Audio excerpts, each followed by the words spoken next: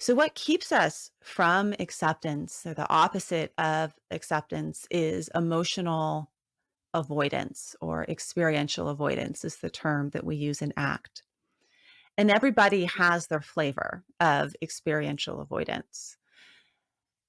Recognizing your experiential avoidance is that first wing of the bird that Tara Brach talks about in terms of seeing clearly.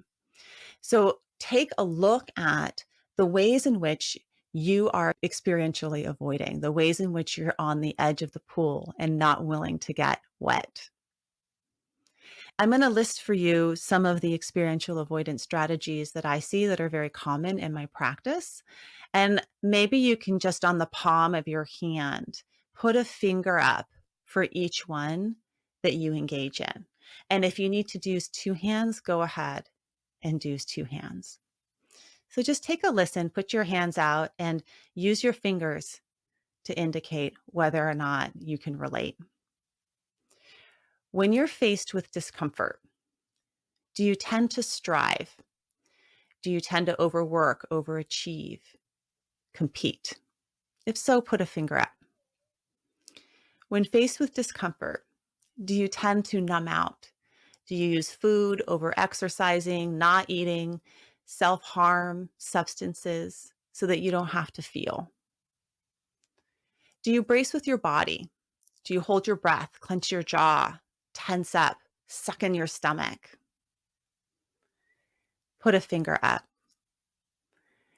When faced with discomfort, whether it's irritability or grief or anxiety or depression, do you try and distract? Do you check out with technology? Do you multitask? Or do you give up? Do you opt out? Do you isolate? Get back in bed? Don't go? Don't sign up? Put a finger up. I've got 5 fingers so far. I don't know about you. I'm moving on to my next hand. What about rushing through? My personal favorite experiential avoidance strategy. Do you try and just speed up to get through it all so that you don't have to feel like you're running over hot coals? Do you stay busy? Do you talk really quickly? Put a finger up. Or maybe you overthink things. You wish for it to be different. You problem solve, you intellectualize. And then a fan favorite, I think, of all of us right now is blaming. Do you point fingers? Do you judge? Do you blame others? Because it's too uncomfortable to experience the uncertainty in your life. So these fingers that stand up in your hands right now are your experiential avoidance strategies. And we all have them. We all have them. And I want you to put your hands with all those fingers up over your heart and take a breath and just acknowledge this is what it means to be human. Humans avoid pain at all costs, is what our brains are designed to do. We're designed to avoid pain and move towards pleasure. But when we engage in that avoidance, we miss out on one of our key longings in life, which is the longing to feel. Steve Hayes talks about the longings that underlie each one of these processes for us. And the longing that underlies acceptance is the longing to feel what it means to be human. And when you start to see clearly, that first wing of the bird of acceptance, of seeing clearly of your emotional and experiential avoidance strategies, you can start to see clearly how, yes, they protect you in the short term, but in the long term, they prevent you from really experiencing feeling fully in your life.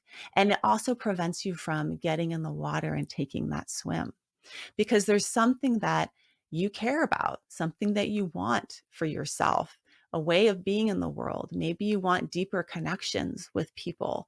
Maybe you want a deeper connection and understanding of yourself.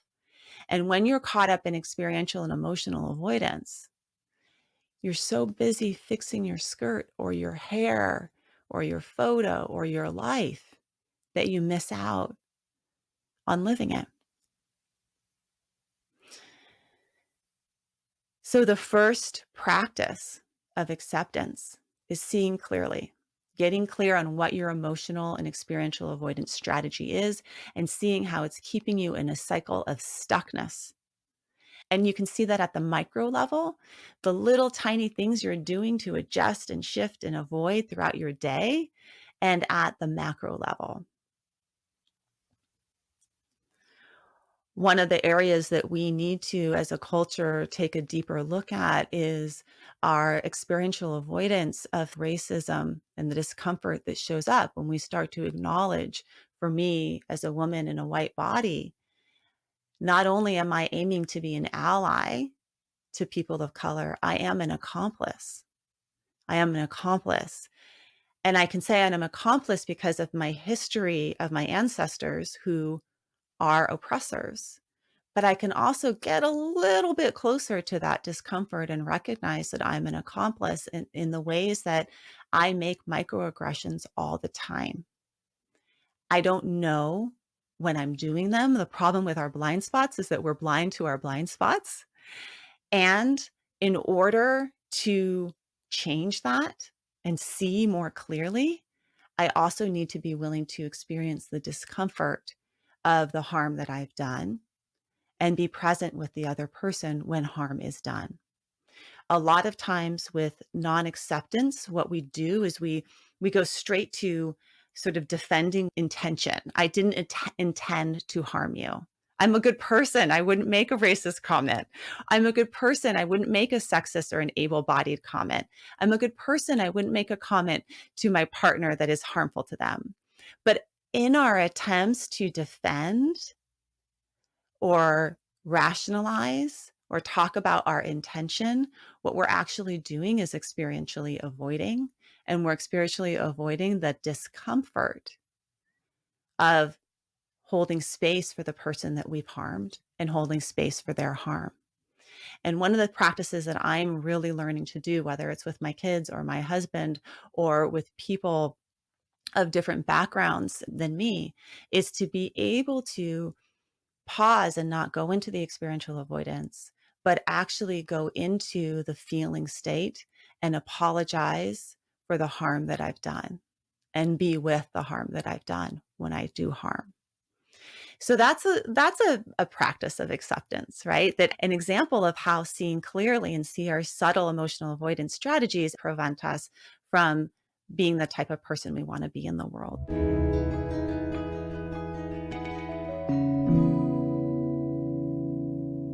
One of the teachings that I learned from Thich Nhat Hanh over 20 years ago is the teaching of the 5 remembrances. And what Thai teaches is to wake up every morning and to practice saying statements that remind you of 5 things.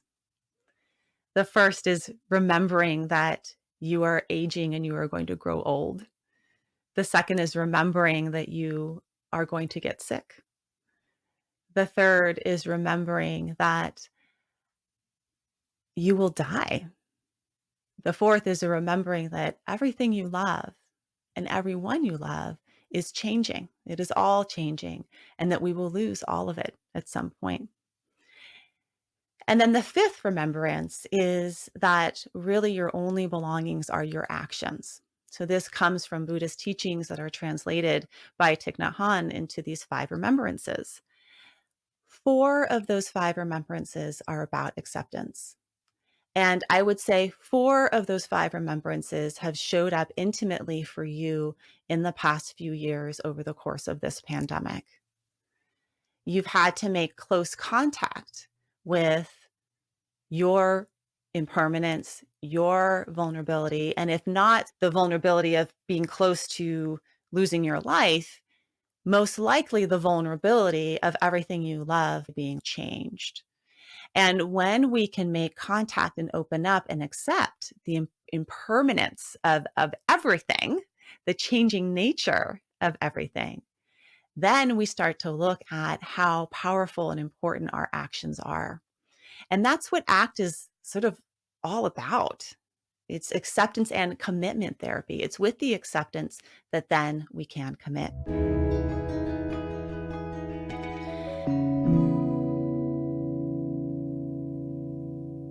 So I talked to you about sort of the micro and macro experiences of acceptance, and that the first practice is really seeing clearly the first wing of the bird. And The second wing, the other wing of the bird, is what does that look like to accept? And I believe that we practice acceptance with our mind, we practice acceptance with our body, and we practice acceptance with our behavior. So I want to try on those three practices of acceptance with the mind, the body, and the behavior. And Debbie Sorensen and I, when we wrote the Act Daily Journal, that's how we really broke it down into teaching this acceptance piece.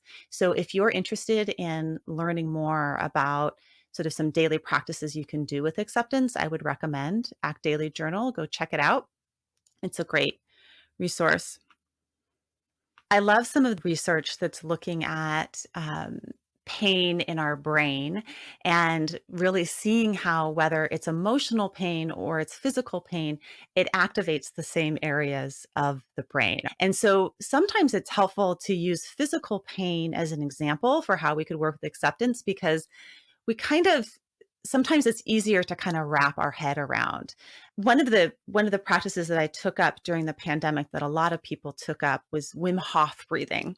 And Wim Hof breathing, because it's supposed to activate some of the sort of good hormetic stress on our system. Hormesis being sort of a little bit of stress on your body can actually strengthen your body. What you do in Wim Hof breathing is you breathe in rapidly for about 30 breaths, and then you breathe all your air out and you hold your breath out at the bottom for as long as possible, to the point where you just feel like you're about to explode. And then you take a deep breath in and hold that retention for about 15 seconds. And then you repeat. And over time, you become better and stronger at being able to hold that long breath out. Alyssa Epple and others are starting to look at some of the benefits of this type of breathing on your longevity markers, things like telomeres, as well as your immunity and other things. But for me, what was really helpful in the practice of Wim Hof breathing was being able to learn about what happens to my mind when I am holding my breath. And it's interesting because under other circumstances, if someone were forcing me to put my head underwater, then I would consider that torture. But here I am choosing to do this. So acceptance has a lot to do with choice, right?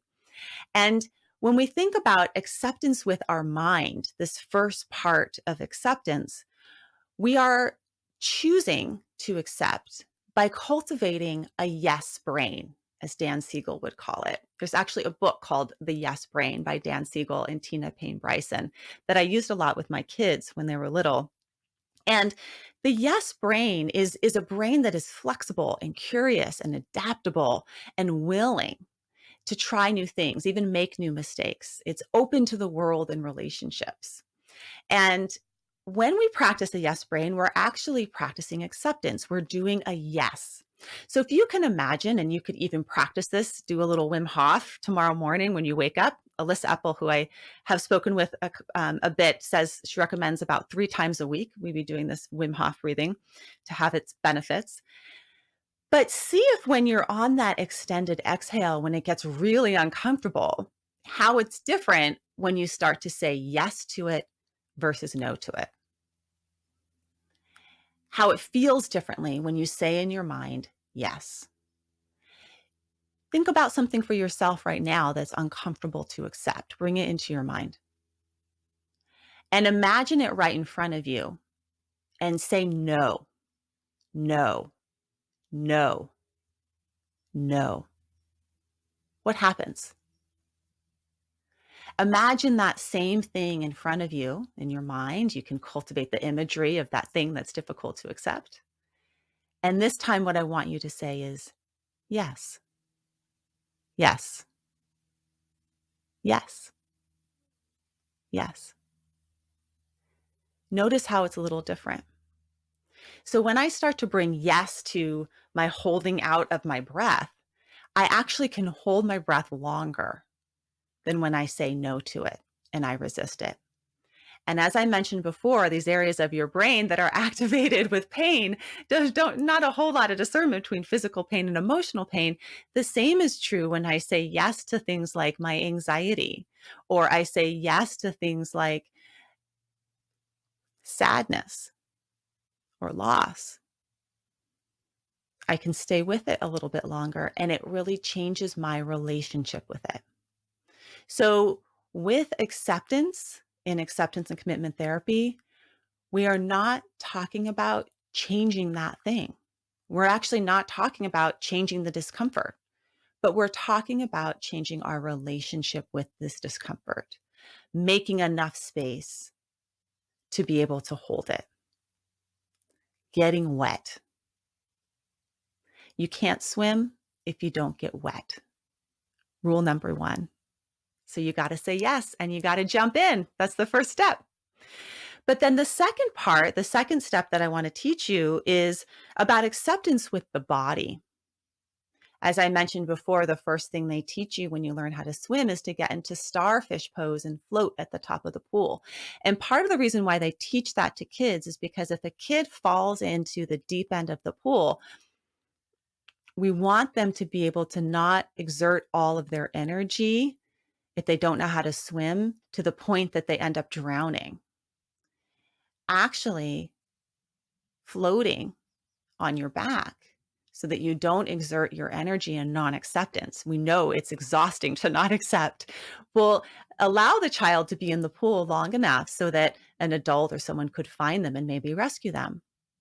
But when you become an adult, it's you that's going to rescue you. It's no one else out there that's going to rescue you.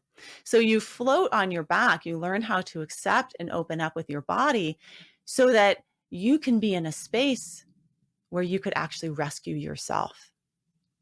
You can relate to your pain and discomfort differently and find what's underneath it for you and then be able to swim towards what's important. So the second step is sort of the starfish pose of it all. And accepting with our body can mean bringing in a curious stance, maybe even thinking about that thing that you don't want to accept, the thing that's uncomfortable for you, the skirt that's tucked into your underwear. What does it feel like inside your body? Where is it located? Noticing if it had a shape or a color, or if it's on one side more than the other, or if it has a weight. Bringing your awareness to just that, a loving, open awareness to just hold that, accepting with your body. It's letting go of your face, as my favorite yoga teacher, Eddie, says. Let go of your face. Let go of your face. It's letting go of your shoulders. It's letting go of your belly. It's opening your hands, palms up, to receive. Many practices of meditation, we do palms up on our lap when we want to receive. So, with acceptance of our body, it's a very bottom up practice. It's an embodied practice of climbing inside, breathing into and around, and making space for whatever is showing up for you right now. And remembering, with that sort of idea of renunciation, that you already have exactly what you need. What you have is already good. So making space for that goodness as well, alongside the pain. So that's your second practice. First, we say yes with our mind. We get wet, and then we say yes to what is. And then second, we accept with our bodies. And then the third practice is accepting with our behavior. And oftentimes, accepting with our behavior is doing the opposite of what our mind is telling us to do. There's a term in dialectical behavior therapy called opposite to emotion action. Sometimes accepting with our behavior is moving towards what's making us anxious because what we care about is in that same direction. Acceptance with our behavior is flipping our bodies over in the water and putting our face in it so that we could begin to move our arms and our feet and swim towards what we care about. There's a beautiful song by Lila June Johnson, who's an Indigenous public speaker, an artist and scholar, and community organizer of Navajo and Cheyenne and European lineages. And in the song, she sings about water. And one of her lines is that we are people of the water. She says, you can say water is life, but can you live it? When you accept with your behavior, you start to become the water itself. You can start to move and flow freely in your life. And you start to see that your actions can be decoupled from your emotions.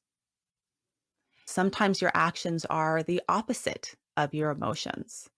You can wake up in the morning and accept the feeling of discomfort of waking up early and still get out of bed and move towards your morning practice or your exercise program or get ready for work, even though your head and your body say no. You can practice acceptance with a yes brain. Or sometimes your emotions and your inner world are calling for you to listen and asking for you to pause and be so that you can actually use them to guide your behavior. Maybe you have a longing for a job change or a longing for a relationship shift or a longing to make peace with your own trauma. So, what that looks like with your behavior, acceptance with your behavior, is really living a towards values lifestyle, opening up and allowing for whatever shows up along the way, not drowning in your discomfort and not standing on the sidelines either, but really getting clear on your values, as we did in the first podcast, and moving in the direction of those values.